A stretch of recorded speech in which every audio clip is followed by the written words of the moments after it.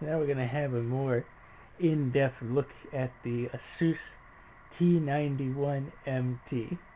And I apologize for this coming late. I know I've gotten all kinds of requests to show a more in-depth look at this thing since the unboxing, and I can assure you after a month it's gone through plenty of use so I can tell you what's good and what's not about this thing.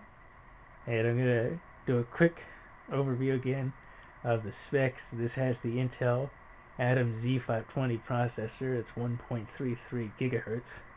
It comes stock with 1 gigabyte of memory. I upgraded this to 2 gigabytes since the unboxing, and you probably will want to do that because I found that the 1 gigabyte of RAM is about used up when the system is fully loaded. It was 85% used when I first had it going, so go ahead and upgrade it to the 2 gigs and disable the page file. That way it won't be using up the SSD for the memory because of that use that it has for that before.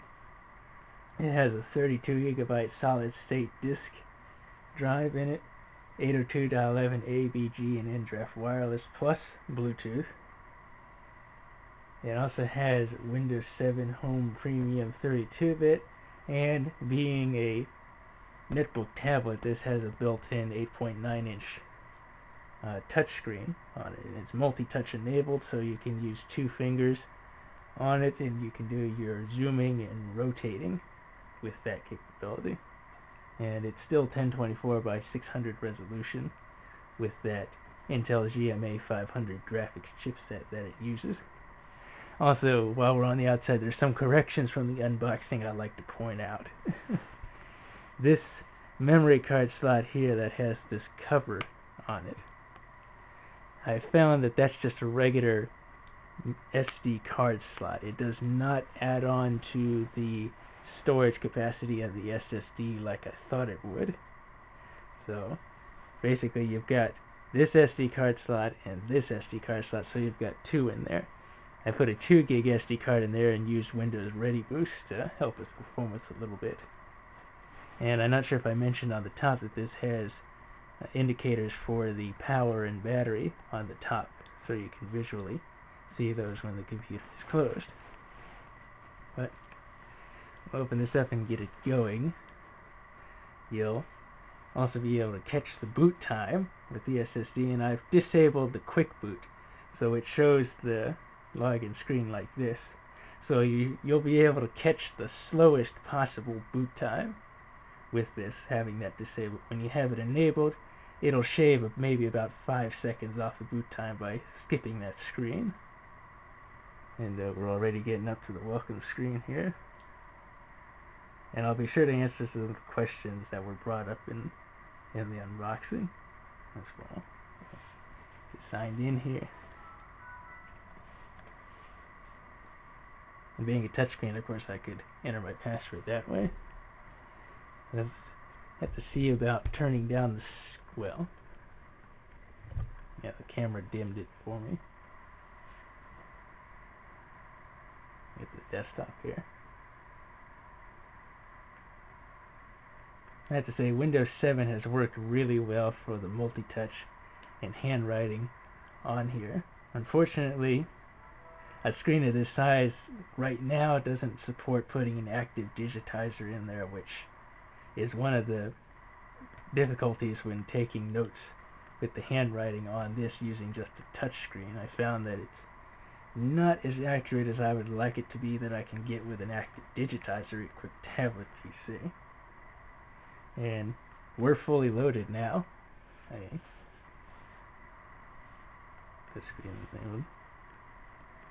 Now, some of the things I want to point out. One person was asking how long the battery life on this thing is. You are, according to ASUS, supposed to get up to 5 hours on this thing. And based on my experience, the only way you'll get up to 5 hours if you use this thing in tablet mode with power saving turned on and the brightness turned all the way to the lowest possible level. Then you could probably get 5 hours. You would probably get 3 to 3.5 at most, actually. And you will actually get longer runtime if you use it in tablet mode than you will in normal netbook mode. And actually, as you can see, it does not auto-rotate. You have to rotate the screen manually. And that's what this button here is for. I should point out that if you remove the touch switch software, that button no longer functions. So you want to be careful when uninstalling the junk programs or garbage applications that you don't need, that you don't uninstall the ASUS Touch Suite. Otherwise you won't be able to rotate the screen. So we've got it rotated now in portrait mode. And I'll go into Windows Journal. In tablet PC mode like this, the reason it gets slightly better battery life in tablet mode is because when it goes to tablet mode, the Atom processor underclocks. And I believe it underclocks to 800 to 900 megahertz. When you're in netbook mode, it goes back to the normal 1.33 gigahertz. So if you want to watch YouTube or anything that requires the CPU in tablet mode, don't try it. You might as well just stick with netbook mode and watch video that way, because it will lag when you try to watch something in tablet mode. So just use netbook mode when you want to watch a video or something like that. So we're in Windows Journal here, and got the stylus out that's tucked away. And now the T91MT is supposed to have palm rejection on it, and it's supposed to take advantage of the,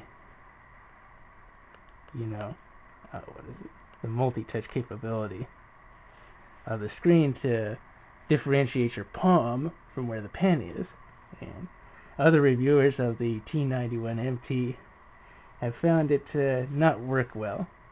And when I write, I kind of try to rest my palm on a part of the body of the T91MT as a form of physical palm rejection, so that it doesn't interfere, because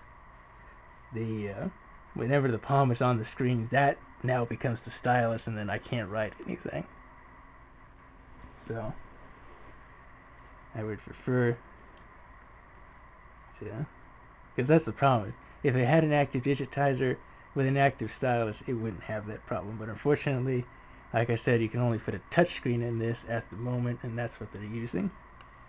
Let's see, touch screen only. And someone was also asking if the screen gets scratched easily. As far as I've noticed, I have not noticed the screen to get scratched using the stylus.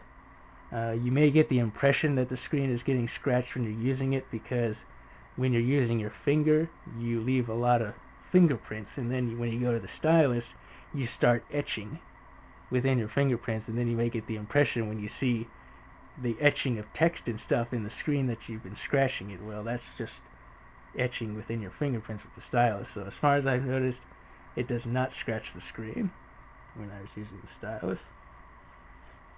And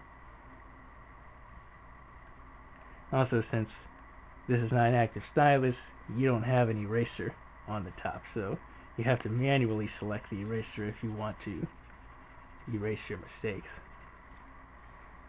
However, Windows 7, let me say this, Windows Journal has been pretty good at even recognizing the sloppy handwriting that I get when writing with the touchscreen.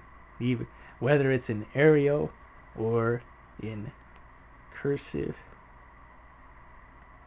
as bad as it is, it still is able to recognize it pretty well. So even if you do write badly on this, it's still gonna be able to translate your handwriting into text fairly easily.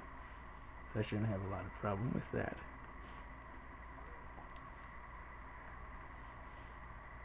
And I'm coming up on 10 minutes here, so I'm gonna have to end this really quick. Unfortunately, I'm probably gonna have to extend this to a second one so I can show the multi-touch capability. So I'm gonna end it here, and I'm gonna continue where we left off to show that multi-touch capability you can do with this unit.